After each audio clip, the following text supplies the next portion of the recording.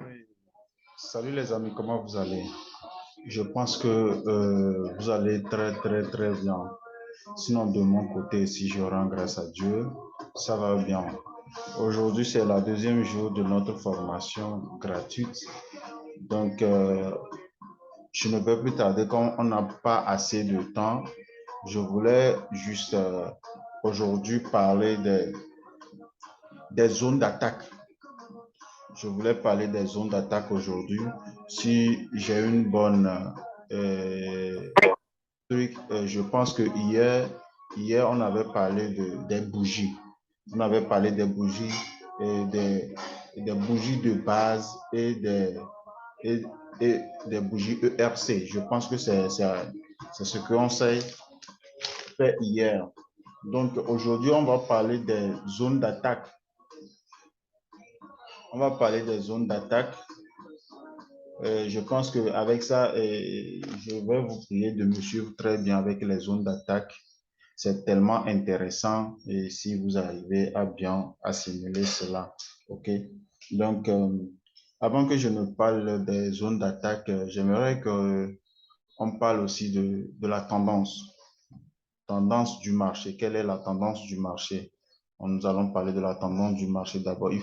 Parce qu'il faut d'abord connaître la tendance du marché et après avoir reconnu ou bien détecté la tendance, là, en ce moment, on pouvait commencer avec les zones d'attaque là et autres. Donc, comme on le sait, comme on le sait sur un graphique, nous avons combien de tendances? Et on a une tendance haussière, mais ça commence encore aujourd'hui. On a une tendance bon, qui fait comme ça, comme ça, comme ça, comme ça, une tendance haussière. On a une tendance baissière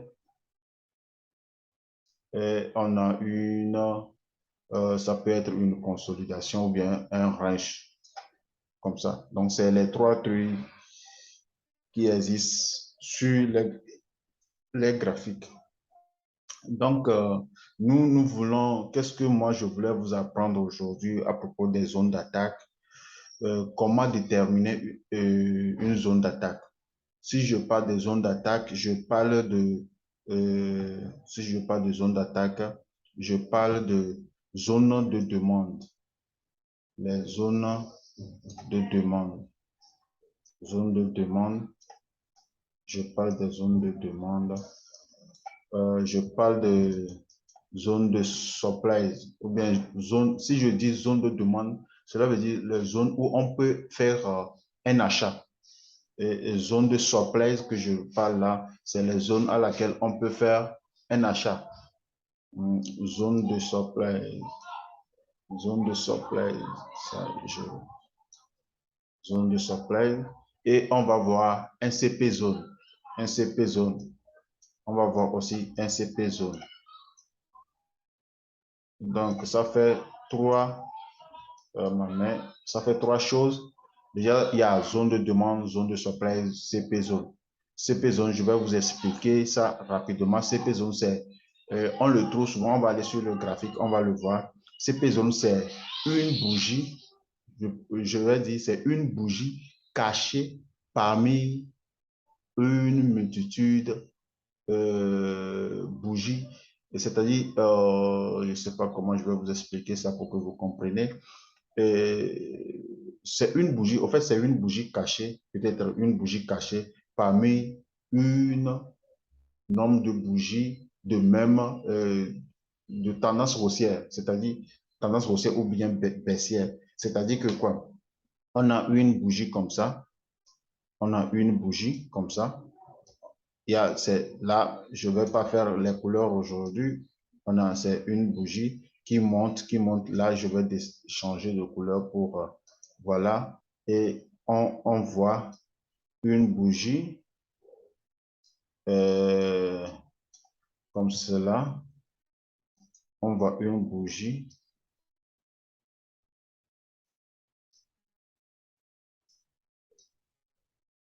Donc, ici, c'est une zone. On appelle ça CP zone. Moi, des gens l'appellent comme ça dépend du nom que vous voulez donner à la chose. Lorsque moi, je l'ai découvert pour ma première fois, moi, je l'appelle bougie cachée ou bien bougie magique parce que quand le prix arrive là-bas, souvent, le prix fait des synapses à son niveau. Donc, c'est pourquoi cette zone aussi, on l'appelle aussi une zone d'attaque. OK? Une zone d'attaque. Donc, sans plus tarder, nous allons commencer par voir les zones de demande. Zone de demande. Nous allons voir zone de demande. Nous allons voir les zones de demande. Ça, c'est tellement intéressant. Et zone de demande. Euh, demande. Comme je vous l'avais Comme je vous l'avais dit hier, moi, je ne prépare pas les cours d'avance, zone de demande. OK? Nous allons voir zone de demande. Zone de demande, qu'est-ce que c'est? Maintenant, la zone de demande, comme je vous l'avais dit, c'est une zone à laquelle on attend le prix pour faire un achat. C'est une zone à laquelle on attend le prix pour faire un achat. OK? Donc, là, je prends cet outil. Je prends cet outil pour faire un achat. Je dessine. Regardez, le prix était allé comme ça. Il est venu. Le prix est allé comme ça. Il revient. Le prix est allé comme ça. Il revient. Le prix est allé comme ça. Le prix est allé comme cela. Voilà. Donc, on ne peut jamais aussi parler des zones de demande ou bien zone de supply sans parler de quoi? De BOS. C'est-à-dire, quand je parle de BOS, c'est cassure de structure. Une cassure de structure. Avant que cette zone ne soit valide, on doit avoir une cassure de structure. Ça, c'est normal. Vous devez veiller sur ça aussi. Là, je vais dessiner, je vais vous montrer ça. Ici, on a un BOS ici. On a un BOS. Bon, il y a des trucs plus approfondis que ça. Ça, je vais vous le dire ouvertement. C'est à la formation payante que je donne des trucs qui est un peu cachés sur ça. OK? Donc, il y a BOS ici. Ici, il y a BOS. BOS. Il y a BOS là. Il y a BOS là. Si je parle de BOS, c'est une cassure de structure. Donc, cela veut dire que quoi à ce niveau? Donc, cela veut dire, aujourd'hui, je pense que si on ne sait pas faire, on va aller plus que 30 minutes. Hein. Et cela veut dire que quoi? À ce niveau, ici, c'est une zone de demande. Voilà ce qu'on appelle zone de demande. Ici aussi, c'est une zone de demande. Zone de demande. Voilà. Ce sont les zones de demande où on attend le prix sur ça pour prendre encore un achat. Un achat. Ça, j'ai juste essayé de schématiser les trucs comme ça pour que vous puissiez le voir, que c'est comme ça. Donc, souvent, qu'est-ce que le prix fait? Qu'est-ce que le prix fait? On a quelque chose comme ça, je vais redessiner ça encore. Vous allez voir, cassure de structure. Le prix revient parfois comme ça. Le prix remonte. Le prix remonte. Cette zone-là, on a eu un BOS ici. Il y a une zone là. Souvent, ça rentre dedans. Et on attaque le prix ici. C'est ici, on va attendre notre confirmation pour prendre un achat. Notre confirmation là-bas pour prendre un achat. Maintenant, il y a quelque chose. Je parle de zone de demande. Je vais directement aussi insérer les zones de CP zone. Je vais insérer le CP zone aussi dedans en même temps parce que on peut toutefois aussi voir les CP zones dans une tendance haussière et dans une tendance baissière, on peut voir aussi encore un CP zone. Donc ici, par exemple, le prix était revenu quelque part là. Là, je prends la dernière pique là. Le prix était arrivé quelque part ici. Regardez, quelque part là. Le prix était arrivé quelque part là et il a fait un rebond. Donc, cela veut dire que peut-être quelque part ici, il y a quoi? Il y a quoi? Un CP zone. Il y a une bougie cachée dans ce milieu, Et c'est ça qui a donné une zone d'attaque où le prix était revenu touché et reparti à la hausse. C'est comme ça fonctionne le CP zone. Maintenant, aujourd'hui, comme je voulais juste parler des zones d'attaque, sinon, il y a autre chose que je vais vous dire, mais peut-être ça serait demain. Demain, comment savoir que si c'est ici ou bien ici où le prix va arriver avant de retourner. Tout ça là, vous devez aussi connaître ça, mais peut-être demain, si prêt à Dieu, je vais parler de cela. OK? Donc, voilà ce qu'on appelle une zone de demande. Une zone de demande. Une zone de demande là. Ce sont des zones de demande validées. Imaginons qu'on trouve une tendance comme ça. Le prix a fait quelque chose comme ça. Ici, il n'y a pas cassure de structure. Là, je vais changer de couleur. Ici, il n'y a pas cassure de structure. Pour qu'on puisse dire qu'ici, il y a une zone de demande là. Jamais. Il doit y avoir forcément une cassure. Le prix doit casser même. Parfois, ça fait comme ça. Parfois, vous allez voir ça comme ça. Il y a la tendance qui fait comme ça. Il fait comme ça. Il fait une petite cassure. Petite cassure. Et puis, le prix revient. Ça, c'est une zone de demande. Il y a une zone de demande là à ce niveau. Une zone de demande se présente là. Pourquoi? Parce qu'il y a une cassure. Un BOS ici. Il y a un BOS là. Un BOS. Donc, la zone là, elle est valable pour trader. Lorsque, quand le prix va revenir sur ça, on peut prendre encore un bail. Si nous trouvons notre confirmation, on prend un bail. Et je profite aussi pour vous dire que cherchez surtout un avalement haussier. Un avalement haussier qui va vous donner une très bonne entrée. Une très bonne entrée. Une très bonne entrée. Avalement haussier, ça donne la force à la chose. Ça donne la force au graphique ou bien je ne sais pas comment le dire pour que le prix continue dans le sens de l'avalement. OK?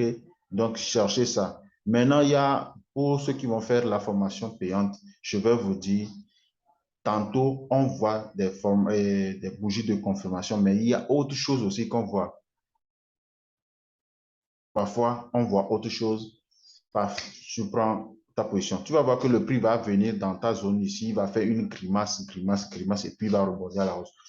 Si tu n'es pas patient, tu diras que non, que le prix a fait quelque chose. Non, tu vas sortir de ton truc là et autres. Tu vas voir après, le prix va remonter à la hausse. Donc, ceux qui vont faire la formation payante, là, je vais essayer de vous expliquer comment, ou bien ce qu'on voit aussi, à part ces confirmations-là, ce qu'on voit aussi avant de prendre une position. OK? Donc là, c'est comme ça, on voit une zone de demande. Une zone de demande doit être validée lorsque on a une cassure de structure. Point barre. On va aller sur le graphique. Je vais vous montrer ça dès qu'on va finir. Et je vais finir avec les zones de surprise aussi. On va aller sur un graphique. Je vais prendre peut-être volatilité 75. On va aller sur ça et on verra ces types de trucs-là qui se présentent rapidement sur les marchés. OK? Donc, voilà une zone de demande, en plus une zone de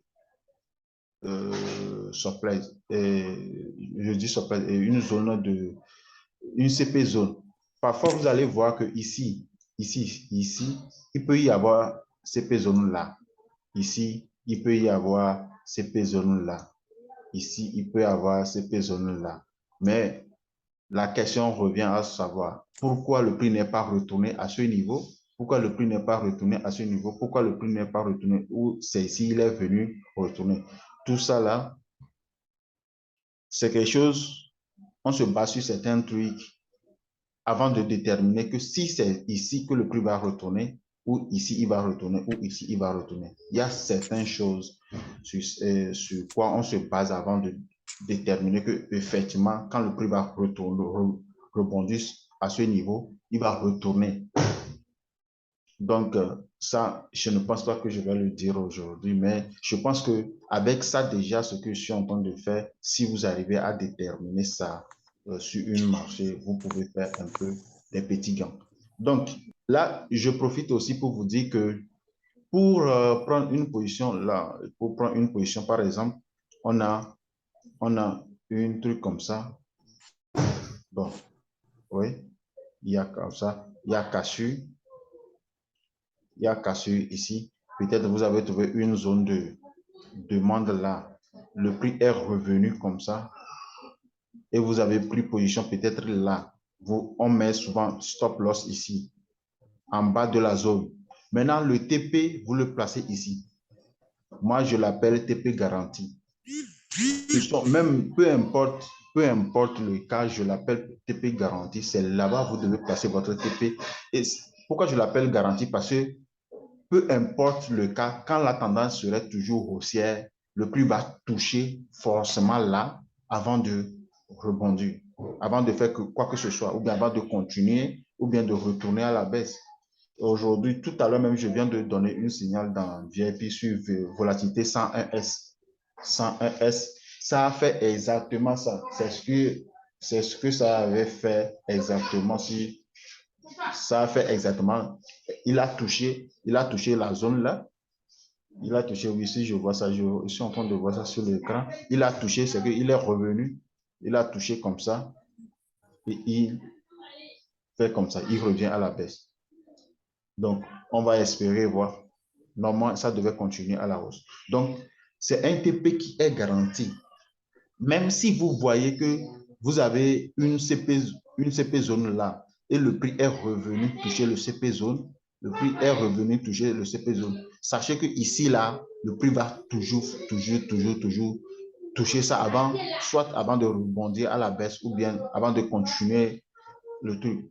Donc, ça, c'est ce que vous devez faire si vous arrivez à déterminer ces trucs-là. Une tendance comme ça, il y a un BOS et vous arrivez à prendre le prix juste à temps là, sachez que ici, forcément, le prix va toucher là avant de rebondir, avant de continuer ou bien de rebondir. Bon, on ne sait jamais ce que le prix fait dans le futur. Donc, c'est ça. Donc, je pense que je viens de terminer avec les zones de demande. Là, on va aller sur les zones de supply. Zone de supply, c'est l'inverse de cela. Zone de supply, c'est l'inverse de cela. Zone de supply, c'est l'inverse. C'est l'inverse de cela. Je vais effacer ces trucs-là. Je prends celui-là pour que ça soit rapide.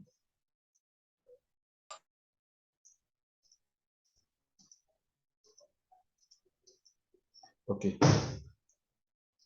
Donc, là, je vais taper zone.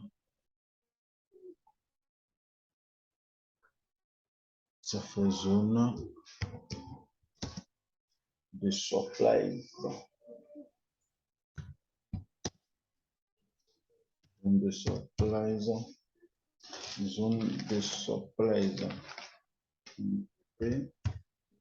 Supply. Zone de supply. OK. Je vais enlever le truc là ici. Donc, je vais tracer comme ça. J'utilise le truc en deux. Donc, là, ici, c'est comme ça. C'est l'inverse que nous allons voir. Le prix vient. Il fait quelque chose comme ça. Il vient. Il fait quelque chose comme ça. Il vient. Il fait quelque chose comme ça. Donc, là, qu'est-ce que nous voyons ici? Qu'est-ce que nous voyons là? Il y a, je change de couleur, moi. OK. Donc ici, comment déterminer ça? C'est ici le BOS. BOS.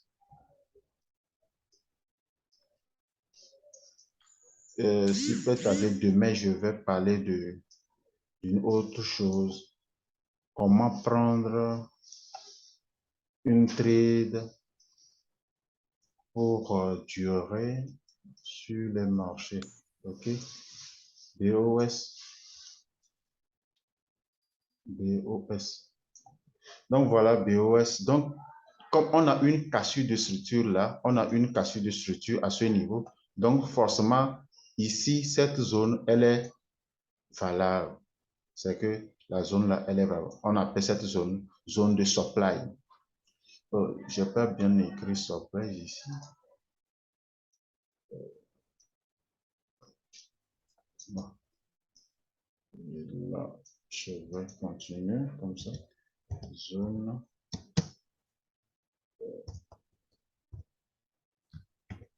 Zone de supply. Zone de supply. Je savais ça.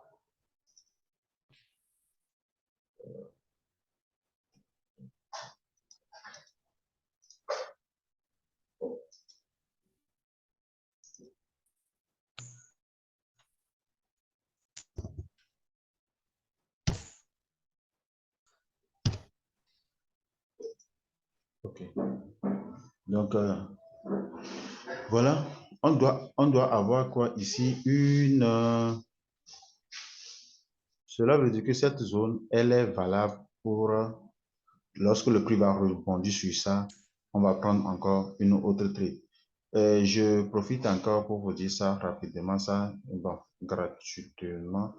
Une fois, par exemple, vous tracez la zone de demande là, et je vais faire ça ici, pour que je vais faire ça sous forme de, comme ça, comme cela, comme cela, comme cela. Donc, il y a une zone de demande ici. Il y a une zone de demande là. Une zone de demande. Le prix fait cette dynamique. Parfois, il fait comme ça. Il revient, il revient, il revient, il rentre dedans, il remonte à la hausse. Ça peut le faire par ici. C'est une zone ici. C'est une zone de demande là. Ça peut le faire par là. Donc, l'essentiel est que lorsque le prix rentre dans votre zone d'attaque, vous devez avoir certaines confirmations. Certaines confirmations. Ce n'est pas seulement l'avalement haussière ou bien l'avalement baissière qu'il faut forcément. Certaines confirmations avant de prendre le trade. Si le prix ne vous donne pas le truc là, là, vous n'allez pas prendre ce trade. Mais la plupart, quand le prix arrive, par exemple, quand ça fait comme ça et le prix arrive dans cette zone, il fait une petite dynamique, comme une consolidation avant de rebaisser, soit avant de rebondir à la hausse, ou soit il fait comme ça, une dynamique avant de rebaisser. Il fait une consolidation à ce niveau, dans la zone là, avant de baisser ou bien de rebondir à la hausse. Donc, c'est un peu quelque chose comme ça. Et quand il est en train de faire une consolidation comme ça dit quelque chose. Ça, je réserve ça à ceux de la formation payante. Ça dit quelque chose. Quand il fait une consolidation dans la zone là, ça dit déjà quelque chose. OK? Donc, soyez vigilants quand vous voyez ces trucs-là. Soyez tellement vigilants et patient. Le trading, c'est la patience. La patience, en plus, une bonne psychologie. Il n'y a pas de stratégie miracle quelque part que vous allez voir. OK? Que vous allez voir. Mais l'essentiel que la stratégie que vous adoptez, essayez d'étudier cette stratégie à tort, à travers, à plusieurs fois en démon et travailler votre psychologie. Et puis, vous allez voir que paf, vous allez aller quoi. Ça va, un beau jour comme ça, vous allez commencer par faire seulement que des gains sur le marché. OK? C'est un problème de psychologie, notre problème de psychologie. Là, je vais vous dire que, par exemple, quelqu'un qui prend une position là, que le prix va aller à la hausse, le prix continue. Normalement, il a vu que le prix devait aller ici, un TPI là. Le prix est allé, le prix est allé, le prix revient. Il a mis son stop loss ici. Le prix est allé comme ça et le prix est revenu. Quand le prix commence par faire comme ça, il va couper il va couper la position. Ou bien lorsque le prix arrive quelque part là, il coupe en même temps. Il était rentré quelque part là. Lorsque le prix arrive là, il coupe en même temps. Or que la stratégie qu'il utilise, c'est une bonne stratégie. Effectivement, que le prix va aller à la hausse. Parfois, nous pensons comme si quand on prend une trade comme ça, le prix doit monter jusqu'à toucher notre TP. C'est ce que nous pensons. Or que ce n'est pas ça. Or que le trading, au fait, c'est la concurrence entre les acheteurs et les vendeurs.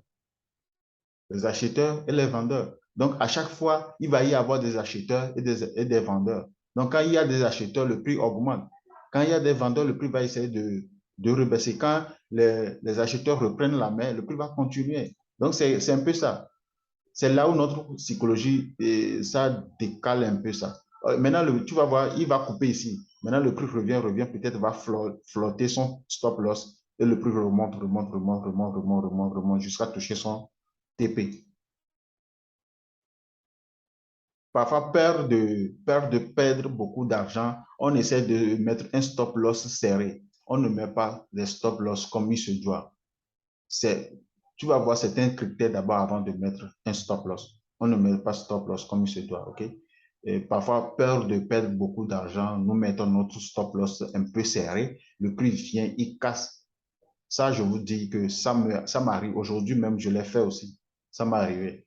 Donc, le prix casse et notre stop loss nous fait sortir du marché. Le prix revient un peu en bas et puis remonte pour aller toucher notre stop loss, notre TP. OK? Donc, il faut travailler votre psychologie. Dans ce cas-là, quand vous prenez une position, ne dites pas que tout à l'heure, maintenant, le prix va aller. On ne sait jamais. Le prix peut aller à un moment donné jusqu'à toucher le TP. Mais ce n'est pas forcément cela. Le prix peut faire parce qu'il y a de la concurrence entre les acheteurs et les vendeurs. Là, vous devez être patient, maîtriser votre psychologie et vous allez voir que ça va aller. OK? Donc ici, on peut avoir ici aussi, on peut avoir un CP zone là, un CP zone là, un CP zone là, un CP zone là. Bon, au fait, tout ça là, ce que je suis en train de faire, c'est les termes là, c'est souvent ceux qui font le smart money concept qui utilisent ces termes là. Moi, c'est parfois rare que j'utilise le smart money concept. Sinon, ces trucs-là existent depuis que le smart money et cette concept ne vient de s'apparaître. Cette concept ne vient de s'apparaître. Je ne pense pas que ça a fait déjà, ça n'a même pas encore fait 2 ans. Si lorsque le smart money concept est sorti, ça n'a même pas encore fait 2 ans. OK? Donc, ces bougies, moi, j'ai les bougies là que eux, ils appellent les CP zones, moi, je les appelle une bougie magique ou bien une bougie cachée. Une bougie cachée. On peut avoir tout ça là. Maintenant, comment savoir si c'est par ici ou bien par là ou par ici ou par ici que le prix va rebondir, va retourner? Ça, c'est la question. C'est un secret. C'est un secret que vous devez aussi connaître. Et quand le prix revient là, le prix va forcément retourner à la baisse. OK? Donc, c'est sur ces deux trucs-là que je voulais vous parler, les zones de demande et zones de supply. En plus, les CP zones, c'est tellement intéressant, nécessaire de comprendre cela. OK? Vous devez savoir ça. Par exemple, on va aller sur une graphique tout à l'heure, on va voir des exemples sur ça ou comment déterminer ces trucs-là et autres. OK?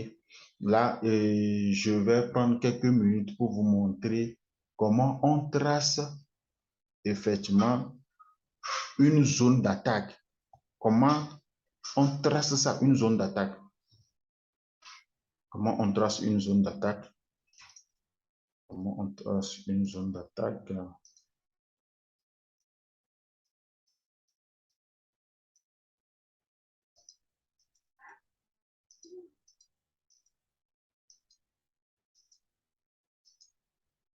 OK.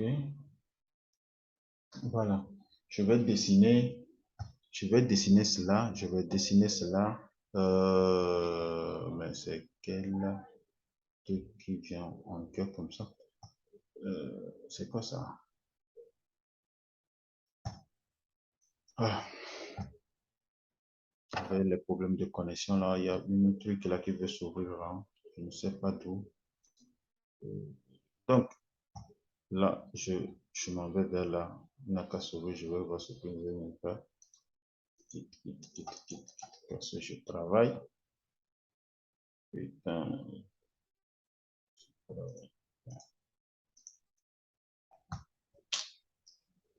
Ok, merci beaucoup.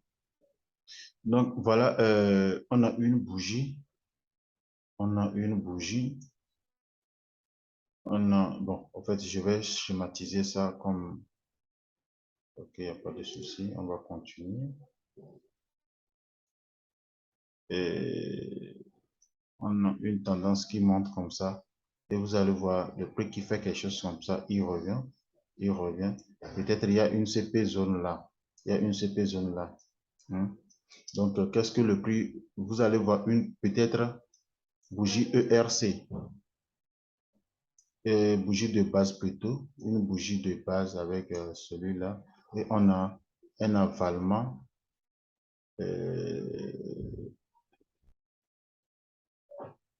Non, c'est par ici normalement que je devais. Ce que je veux, c'est pas ça. Ce que je veux, c'est dans la zone là que je veux dessiner. Dans la zone, quand le prix revient là. Ah oui, c'est ça que je suis en train de faire. Ok, donc c'est comme ça, comme ça, comme ça, comme ça, comme ça. On voit une bougie ERC, par exemple, marteau. Et on a une bougie de base et une bougie ERC, un avalement. Maintenant, qu'est-ce que vous allez faire ici? Regardez, il y a la mèche qui est ici, là. La mèche qui... Ici, c'est une bougie rouge, hein, et là, une bougie verte. Donc, vous allez tracer ici, là, tout au long de la mèche qui est en bas. Prenez ça comme cela. Donc, le prix va remonter. Il va y avoir une cassure là. Un BOS. BOS ici. Quand le prix va arriver, un BOS. Lorsque le prix va remonter, il va... Éteignez vos micros, s'il vous plaît.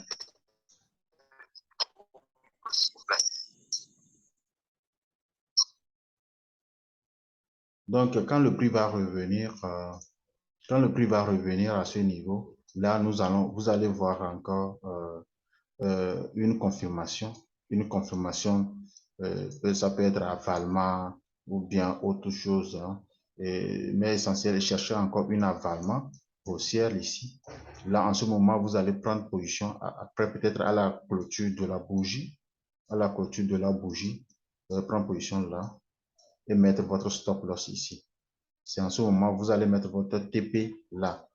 Et le prix va remonter, remonter, remonter, remonter jusqu'à toucher votre TP. OK? Donc, je pense que vous m'avez compris pour cela. Là, nous allons aller sur un graphique pour voir ça rapidement. Là, nous sommes sur volatilité 75. Volatilité 75. Là, je vais prendre cet outil. Je pense que j'ai pris un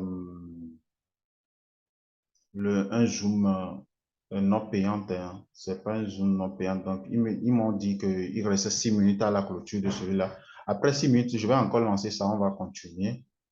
On va encore continuer. OK. Là, qu'est-ce que nous voyons ici? Qu'est-ce que nous voyons par là? Qu'est-ce que nous voyons par ici? On a quoi? Une BOS ici. BOS. On a quoi ici? BOS. On a quoi encore là? Un BOS. Maintenant, nous sommes en H1. C'est en H1. Maintenant, nous allons tracer les zones de demande par là. Là, moi, je prends cet outil. Je prends celui-là. Je continue. Donc, regardez l'impulsion qui s'est faite ici. Cette impulsion vers cette impulsion. L'impulsion là vers cette impulsion. Regardez ça. Maintenant, la question se pose à savoir pourquoi le prix n'est pas venu dans notre zone d'attaque et il est revenu, il est arrivé sur une petit truc là en cours de route et puis il est rebondi à la hausse. Là, En ce moment, qu'est-ce que vous allez faire? Il faut aller en M15.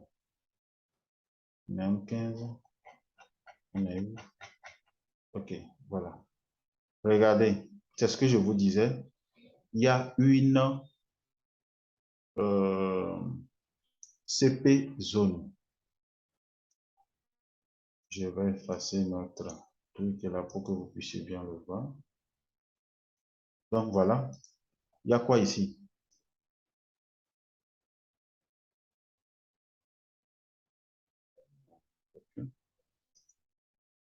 Il y a une CP zone là. Maintenant, qu'est-ce que nous attendons? On attend quoi? Une confirmation. Comme je vous l'avais dit, notre stop loss, on le met là. Notre stop loss, on le met là. Oui, c'est bon, c'est bien placé. Et je suis en train de vous faire quelque chose qui est bien là. Maintenant, qu'est-ce qu'on fait? On rentre en position ici. On rentre en position à ce niveau.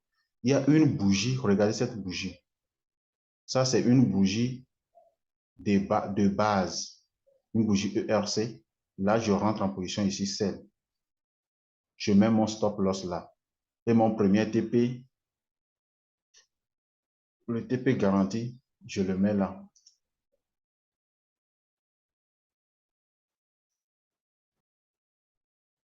Je vous dis que il faut d'abord connaître la tendance du marché. Quelle est la tendance du marché? Première des choses à faire, la tendance du marché. Est-ce la tendance est baissière? Est-ce la tendance est haussière? Si la tendance est baissière, là, on a une zone de supply. Ça, c'est une zone de supply ici. Zone de supply ici. On a une zone de supply. Regardez comment ça s'est bel et bien effectué. On était parti de là et on a vu cette zone. On prend cette position-là et on met un stop loss ici. On vient ici comme un TP. J'ai un trader qui dit souvent que c'est pas bien de placer un TP, que l'essentiel c'est de placer un stop loss. Et j'ai vu son truc, j'ai compris pourquoi il a dit ça. Par exemple, quand vous prenez votre position ici, entrez là, et le prix revient ici. Ici, on ne met pas le stop loss, le TP, mais vous pouvez mettre une ligne comme ça. Quand le prix vient jusqu'à un niveau comme ça, vous voyez, vous allez sécuriser là, le stop loss là que vous avez placé ici, vous déplacez le stop loss, venez là. C'est-à-dire vous avez déjà sécurisé une partie. Là, même si le prix va retourner contre vous, vous n'aurez pas à perdre. Vous serez toujours en gain. C'est ce que moi je fais. Même quand le prix retourne contre moi, je ne vais pas perdre quoi? Je ne vais pas perdre. Soit on est au kit, soit je ne perds, je ne gagne pas. Eux aussi, ils ne gagnent pas. Je ne gagne pas ou soit je ne perds pas. C'est tout. Je serai 0-0-0. OK? Donc, c'est ça. Vous placez le truc et vous allez laisser. Parce que la tendance est baissière et vous allez laisser quoi? Vous allez déplacer le TP là, vous allez laisser. Regardez le prix a revenu, il est revenu, il est revenu, il est revenu. Ainsi de suite. Lorsque le prix va quitter ici, quitter là, on ne déplace pas le stop loss. Il vient, il fait un bon rebond.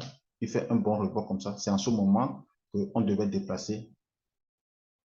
Regardez, il est revenu là. Il est revenu. Il a fait un rebond là. Il est allé là. Il est revenu.